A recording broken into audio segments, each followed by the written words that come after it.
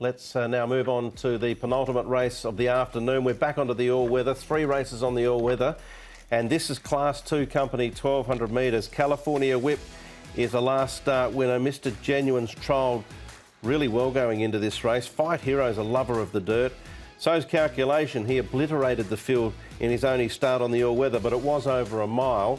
Pick number 1, of course, is unbeaten on the surface, as is Radiant Steed. Down the bottom, so it's a good lineup, John. It is. If you like dirt racing like I do, this is a cracking race to get your teeth into. Race 10. There should be loads of pace as well. Pick number 1's really progressive on the surface.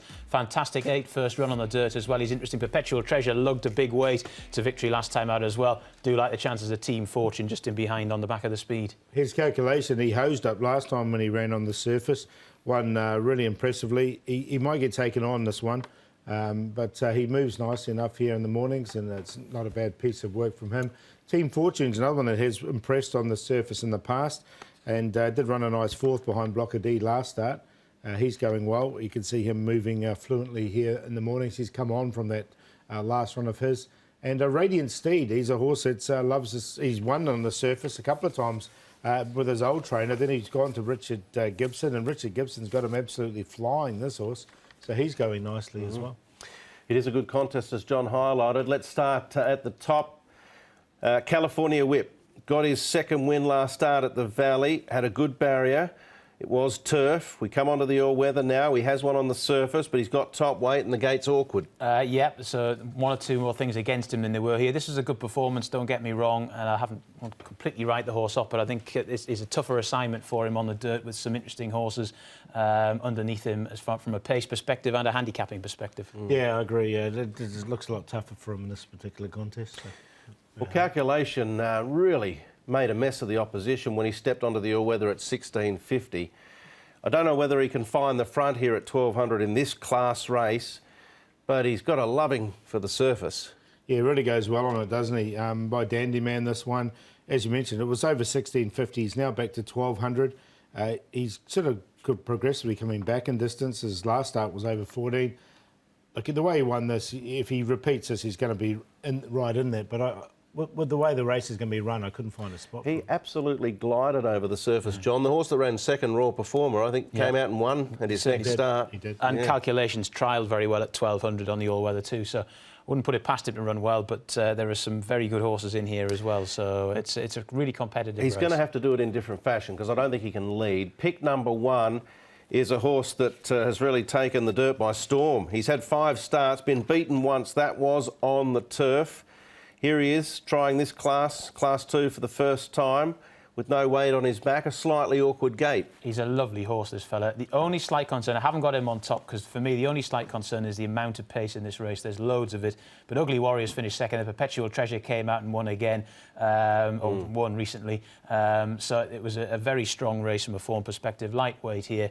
If they can ride him slightly more patiently, he might still win again, but he's definitely in the numbers. Yeah, I don't think Joe will panic. I think he can get him into a nice position, so I've got him on top. All right, let's move on to Blocker D, a horse that won on this surface not long ago as well. And Fight Hero, Paul, he's always a horse that you send to sneak into your tips when he gets into these dirt races. I've got him in for 2nd because I think the race is going to be really run to suit Fight Hero. He gets back, he runs on. But there is a lot of pace in this race, as John mentioned, and I think this race will suit him down to the ground. His win 4 back in 1:7.72 when he came from nearly last run over House of Fun at this level was one of the wins of the season on the surface. I made him a long shot. You did, and you made him a long shot.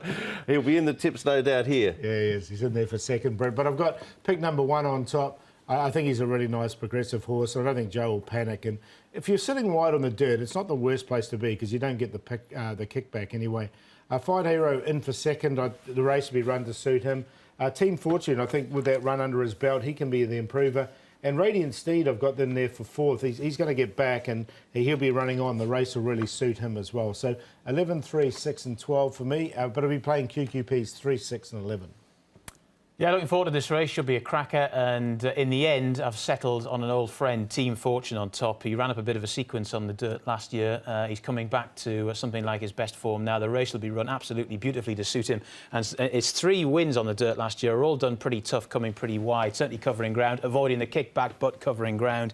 And I think if they go too hard out in front, he'll just be lurking it behind and he'll be ready to pounce. Pick number 1 is really progressive. He's a lovely horse. He could be the type to go at the very top on the all-weather here in Hong Kong. Radiant Steed, definitely. He's run well on the all-weather in the past. He's run some terrific races on the turf this season. He's going to get back. He might have to come wide to do so, but he's absolutely thundered home wide on the turf already this year, so I've got him in there. And Publowski, dear old Publowski, he's got Victor Wong aboard. He's going to get involved in this speed duel, but they might just go hell for leather with him early doors, and he might still be in there pitching. He often is. Don't think he'll win, but he's one you have to include in wider exotics. I've left Fight Hero out. It could be a mistake, but if you're having a go at the DT and having a go wide, Fight Hero's got to be in there. All right, 6, 11, 12 and 5. Well, our beloved and very handsome skipper, Doug Chalmers, has suggested we should take a break. We'll do that. Come back with a look at the last after this.